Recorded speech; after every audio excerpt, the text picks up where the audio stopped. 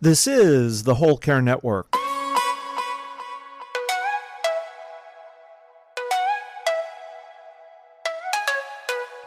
Helping you tell your story one podcast at a time. Content presented in the following podcast is for information purposes only. Views and opinions expressed in this podcast are solely those of the host and guest and may not represent the views and opinions of the Whole Care Network. Always consult with your physician for any medical advice, and always consult with your attorney for any legal advice. And thank you for listening to the Whole Care Network.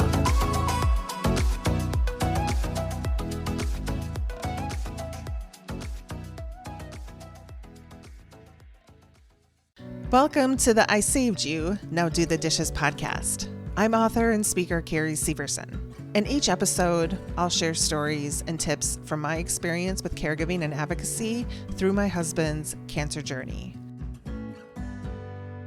Hi, welcome back to I Saved You, Now Do the Dishes podcast. Thanks so much. We're coming close to the end of this first season. I hope that you have enjoyed this. I would love to know your thoughts. The purpose of this was to shine a light on caregiving in America, cancer in America, the cracks in both those systems, provide some humor, some healing to the overwhelmed and the heartbroken. And I hope that I've done that.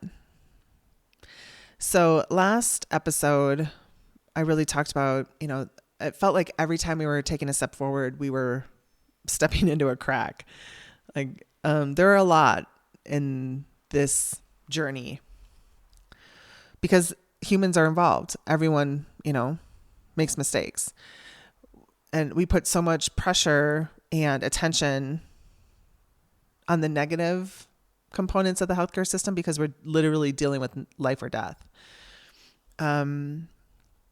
This episode, I hope you find the humor in it because the only way for me to really get through the rest of his treatment was to laugh because it felt like every step we took, there was something that went wrong. So we're still in the same week of him getting discharged from the hospital against my wishes without pain management. He didn't have liquid oxy. They didn't give us liquid gabapentin. His quality of life had declined so much that the radiologist is like, okay, let's take a break. And you should call oncology and tell him you want to be done. My brother-in-law went to the hospital to pick up his drugs a couple of days later. And they only released one one round of fentanyl patches, which meant I had to already put in an order for new ones because he needed his patches changed every 3 days. So it's Friday. I was told by the GI department, he's not technically a client yet. They can't legally talk to us for liability purposes. But gratefully, we have a formula representative kind of supporting us. She sent us things on Amazon to clamp his tube with, body tape it to his body. So it stopped spewing everywhere, which was nice. So here we are, Friday. My day starts the same as it had all week. I feed him first. And because he's so high and I have to feed him every 3 hours, that day I made the decision, let's see if he doesn't have to go in for radiation until the afternoon. Let's see if we can get 2 rounds of feedings in before we have to leave for the hospital. So I start feeding him at 5 a.m. Perfect. Fine. Let him sleep through it. I'm on my knees pushing formula through and I make myself some coffee. I let him sleep. I get him up at 7 so that he still has 2nd degree burns on his neck. He still is coughing up mucus and blood and chunks of throat. And he still prefers to do all that in the bathtub and the shower, and he's, it's his humanity. It's his, trying to find some solace, right? It's his peaceful place. He gets the shower all like steamed up, and the bathroom is like a sauna for him. So he gets out, and I'm like, okay, I'm going to feed you one more time. But as I start to feed him, I get a phone call from the hospital letting me know that they accidentally sent his fentanyl patches to a pharmacy on the opposite side of town, like 45 minutes away from us. I never gave him the address of that place. I've never used it. Gavin's never used it. Why they sent it there, nobody could answer. But there were fentanyl patches at a Walgreens on the opposite side of town I had to go get. And I'm like, okay, so when do you think I should do that? Because I'm going to feed him, and then I'm going to sedate him, and then I'm going to put him in a wheelchair to give to radiation. So apparently and before I feed him again, like, it was just one more thing to do, which is very like, that's really what it's like being a caregiver. You're constantly moving, you're constantly evolving. My anxiety, my control mechanism was to try to control this. And by scheduling and sticking to the plan, it felt like I had some sort of say in this, but I really didn't. And God was constantly reminding me of that. And here I am, 8 a.m., this phone call.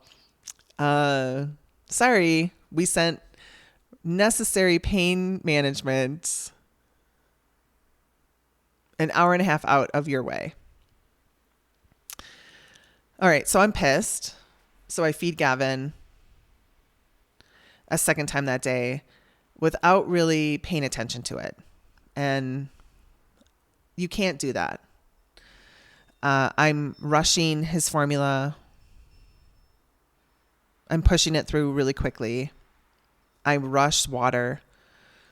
And he stands up, gets out of bed, and throws up everywhere. Projectile vomits everywhere.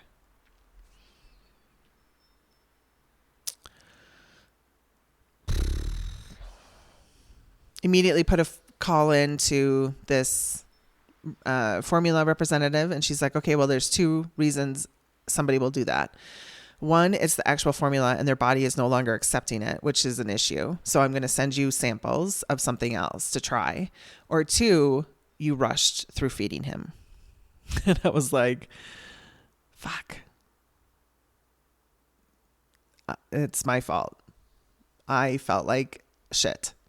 I put him in pain. I was being selfish, and I didn't do my job as his caregiver. 100% my fault. So I'm like, okay, well, honey, I won't do that again. I'm so sorry. And Tracy, the representative, she's like, don't feed him for a while. And the next time you do, you have to take a full hour to do it, because now his body may not accept it. Perfect.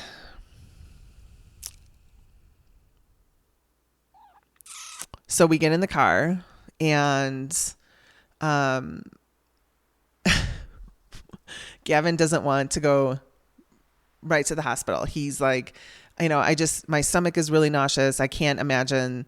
When he's in the proton radiation machine, they actually tilt him a little bit backwards, so his head is lower than his feet.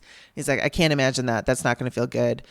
Let's just go get these drugs first. We'll show up to radiation late. So I feel bad about that. So I call radiation right away, and I let him know what happened. And I'm like, can you push us a couple hours? Give us a few more hours. Let his body rest. And perfect. Yes. Another tip for caregivers, these schedules that we have to keep, We're not the only ones that need to be flexible, right? Shit happens all the time. Having an open communication with the team that is supporting you, chances are they're able to find another appointment slot for you. So we get in the car, we go all the way over to this pharmacy, which is legitimately 45 minutes away from us. And I get Gavin's fentanyl patches, and he's like, let's just change it now. Let's just change it now. Which is really sketchy to do in the parking lot. I got to tell you, I put on like my blue gloves. I like take the old patches off, and you're supposed to flush them down the toilet, but I fold them. I put them in like, the paper towels that we had, and I tuck them into my drawer, that consult or whatever in the middle. I tuck them in there. Slap two new fentanyl patches on him. He's on 75 milligrams of fentanyl. And I'm like, well, since we're doing this and I'm out, let's just sedate you now. Radiation is in 45 minutes. It'll take 30 minutes to get there. And the sedation, the sedative, it was an anti-anxiety. It knocked him out for hours. So it's not like he was going to miss his opportunity to get knocked out. He was out for hours.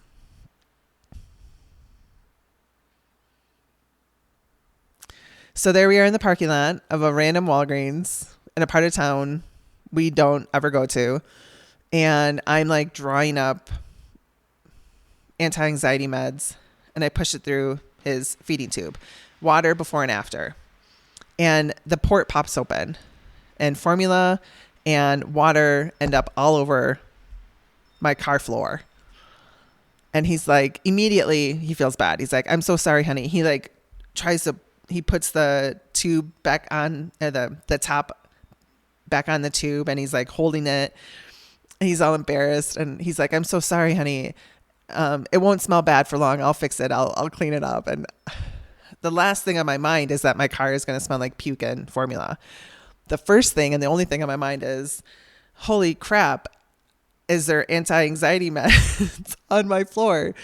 Did you get sedated or not? Because I don't want to do this again. I don't want to sedate him again. I don't want to, I'm not sure how, we're already like doubling the sedation of what was recommended.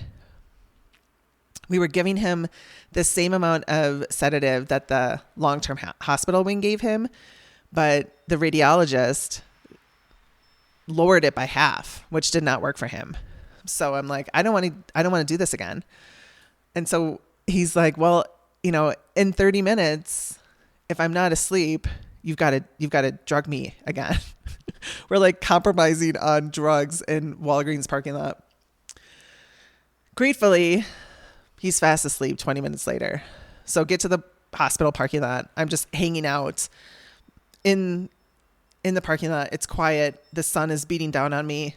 I take like a 10-minute nap. Gavin's passed out. I'm in the driver's seat, passed out. Praying for some grace here and some mercy, because I'm so over it. I'm so done. I'm so burnt out. I'm so exhausted. I feel like crap. I'm running, in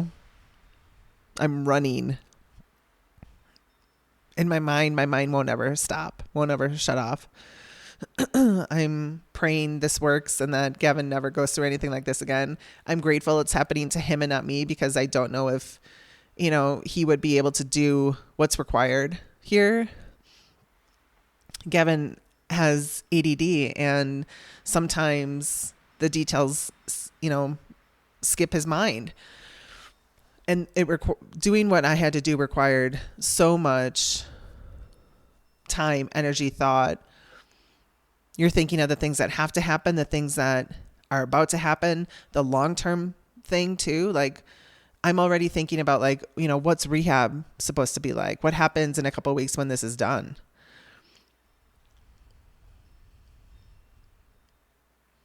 Anyway, he goes into radiation. I do my thing. I'm practicing all the tools I know, box breathing. I'm tapping emotional frequency technique, tapping around your eye. I'm saying affirmations, even though this is crazy hard and I have no idea what's happening next. I love and accept myself. Even though I'm so angry and frustrated with our system, I love and accept myself. Like, I'm doing the things you're supposed to do to reset your nervous system. And I get a phone call. I still remember her name. Her name was Sarah. She was with the oncology department. And she's calling to schedule me, or Gavin, for an appointment with an oncology nurse. And I'm like, what for? And she's like, well, your weekly checkup. I'm like, we're in week 7 of this, Sarah. And Gavin's not once met with an oncology nurse. And she's like, you're supposed to have a weekly check-in? And she said it like a question. I'm like, well, you can check his records. He's not once had a meeting with an oncology nurse. And she's like, well, what's your week like? He gets his blood drawn. And then he sits in a cubicle and has drugs pumped into his body. That's what his chemo experience has been like. It's a very unpleasant place. I don't really appreciate it. I don't like it. It's not at all like it's shown in the movies. But yeah, we've not once met with an oncology nurse.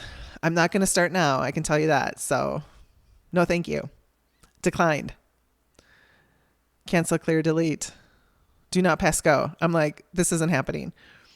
And I felt so bad for her. She was like, oh, okay. Okay. I'm like, okay, bye, Sarah. And I hung up.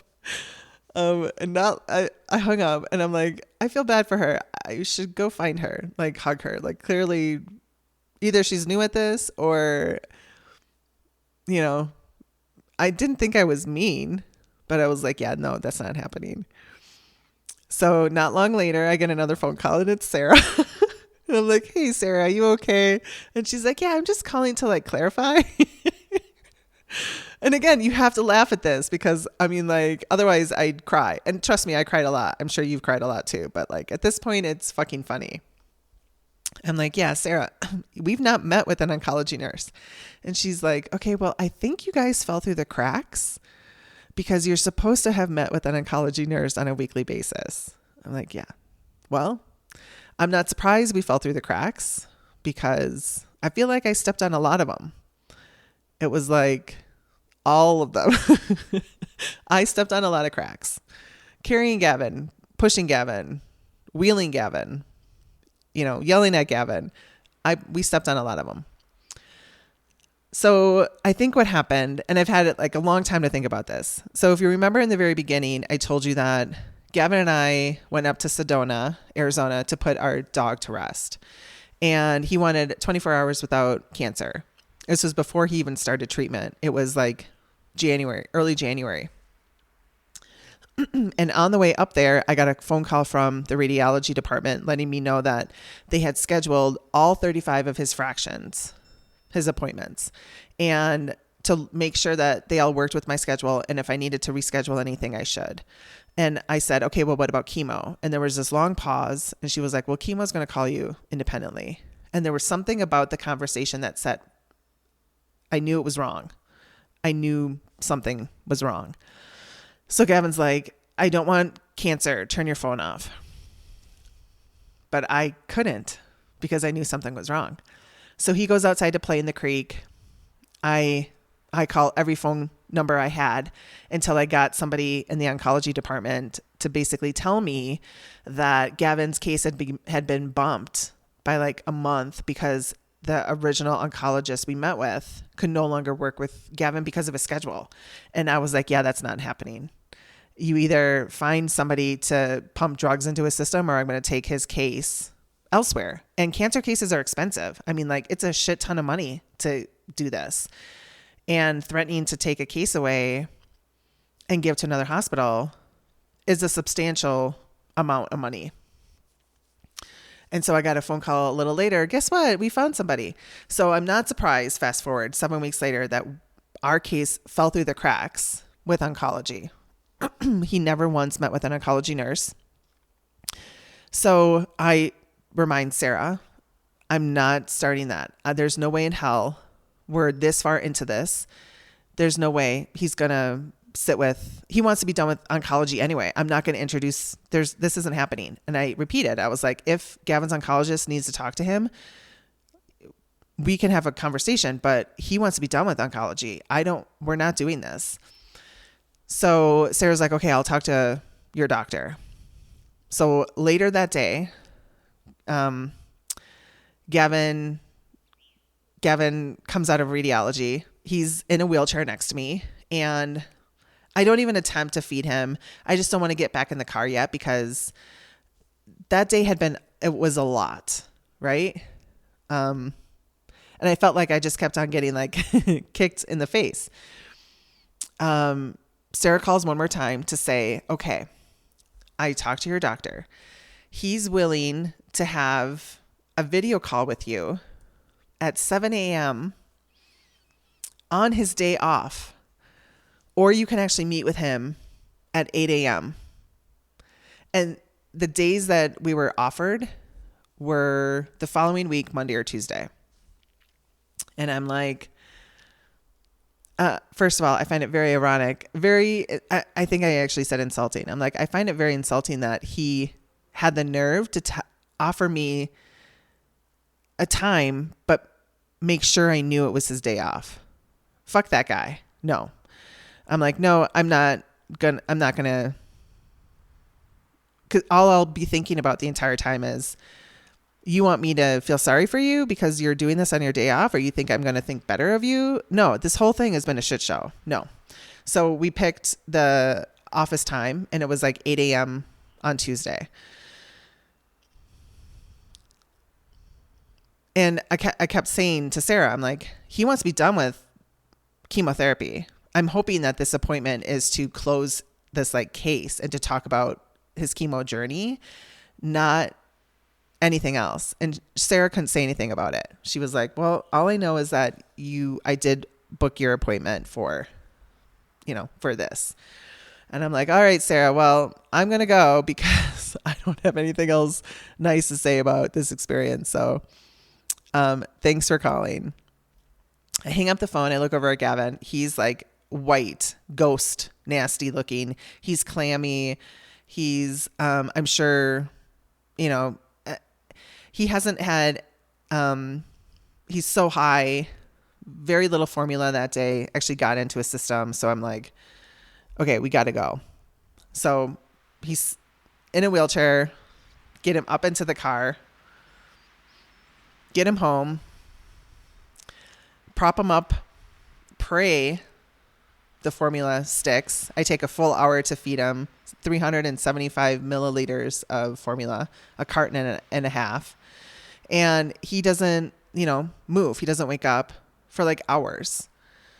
3 hours later, I do the same thing. He's not gotten up. He's not awake. I'm like checking to make sure he doesn't have a fever.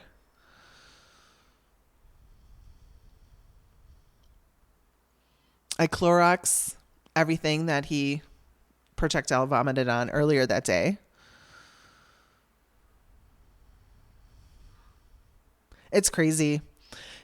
Caregiving is nuts. Cancer is nuts. The amount of things that we have to do for our loved one is all consuming. That weekend, my sister and my mom came over to support me, to care for me. They fed me. They hugged me. They watched Gavin. I got to go get my nails and toes done for the first time in, months. And we had, I think, one more full week of treatment left. And I'll talk to you about that next time. I love you. I care for you. If you are a caregiver going through it, please know there are plenty of resources out there, me included. But always remember, it's okay to have somebody else do the dishes. This is the Whole Care Network.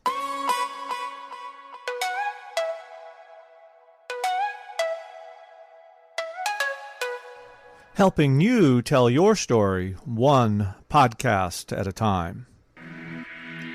Content presented in the following podcast is for information purposes only. Views and opinions expressed in this podcast are solely those of the host and guest and may not represent the views and opinions of the Whole Care Network. Always consult with your physician for any medical advice, and always consult with your attorney for any legal advice. And thank you for listening to the Whole Care Network.